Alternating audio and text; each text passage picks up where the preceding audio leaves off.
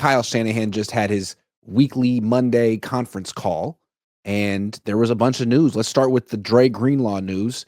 They won't say that the injury is anything more than calf soreness. That's the official title of the injury. It's calf soreness, and he most likely, Greenlaw, is out for the season. Kyle Shanahan gave a lot of context. He said he wants this to be Dre's decision because, of course, if Dre can show that he's bounced back and he's healthy, that he didn't say the words, but he could make a lot of money.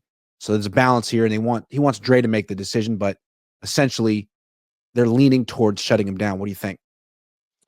Well, I mean, I think that they only really should have a strong opinion on this if they really plan on signing him back. If they don't plan on signing him back, then let him do whatever he wants, right? It's his career. It's his career. Let him do what he wants unless you're going to sign him.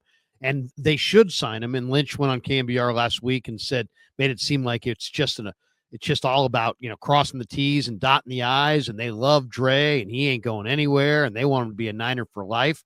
All right. If that's the case, then yeah, shut him down. Don't play him anymore. I know it was I do respect the fact, and I know you do as well, Grant, that this is an emotional game and Dre's an emotional guy. And it was a huge emotional deal. And Shanahan said it for him to get back.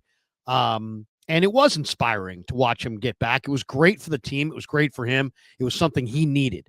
And so they gave him that last game against the Rams. He was awesome in a half. They had to shut him down because of the soreness and the pain. He came out in this next game, kind of showed everybody he can go back to back, but then came out right away after 4 plays or something like that, because he had to be saved from himself because he plays 100 miles an hour. The bottom line is this season's been bad enough. You cannot have more guys lost for 2025 because you decide to play them in garbage time in 2024. So that will be unacceptable. So I'm not playing Dre. I wouldn't play Trent. I wouldn't play others as well. But I'm glad that they're shutting him down, and I hope they sign him. Yeah, and the one thing that I was a little disconcerted by when he spoke was he said he wants Dre to make the decision. Like, no, this is the whole thing that Fred Warner and Nick Bosa were talking about. You got to protect Dre from himself. If it's Dre's decision, he's going to play. And he's going to injure himself further. Like, you got to step in. And to your point, if they're not going to sign him this offseason, then they're not really in a position to tell him what to do. I think what the players and the team are saying is that he's absolutely essential to what they do, and they need him back. And I think maybe the balancing act here is that the Niners really can't offer him more than a 1-year deal. And I think Dre was probably hoping that he could just wow people to such an extent over this last month that he could get like a multi-year deal. And he's got to come back to earth on that one. That's not going to happen. But you could come back on a good 1-year deal with the Niners and have a full offseason, be actually ready to play, and then get the big money contract. Yeah, I mean, all I would say, the cap is there's a lot of different ways to slice the cap, and you can almost have any individual player you want, but you can't have every player you want. This guy means more than his stats. This guy means more than his jersey. This guy means more to them, I think, or should mean more to them in their defense than just one inside linebacker. You can find a lot of inside linebackers, but this 49er defense never gave up a 100-yard rusher, and they've given up a 100-yard rusher in 4 of the last 5 games. And don't tell me that doesn't have anything to do with the fact that Greenlaw hasn't played. I mean, it's cause and effect. I mean, they miss him and Aziz in a terrible way. So whether Dre comes back or they go find their next Dre and Dre moves on, I don't want to see him play anymore this year. And I think for his sake, they ought to just not let him play anymore this year. I know that probably hurts him because he loves the game, but you got to have that payday coming, man. He needs to get this next contract for his family. It's probably going to be the last major contract he signs. It's really important that he gets his money. So I would not let him play the last 2 games. Do you see the Niners not re-signing him? Because the way I see it, I don't know if he can stay healthy, but he's the heart of this team. And without him, they were flat all season. Maybe they weren't flat because he was gone, but he's never flat. And a bunch of key players on this team have said he's their favorite teammate ever. Nick Bosa, Fred Warner. I think they would be devastated if Dre Greenlaw didn't come back. And I wonder if they would look at like the powers that be differently. I mean, they got rid of Armstead, and I think the Niners let it slide. But I don't know if they would let this one slide.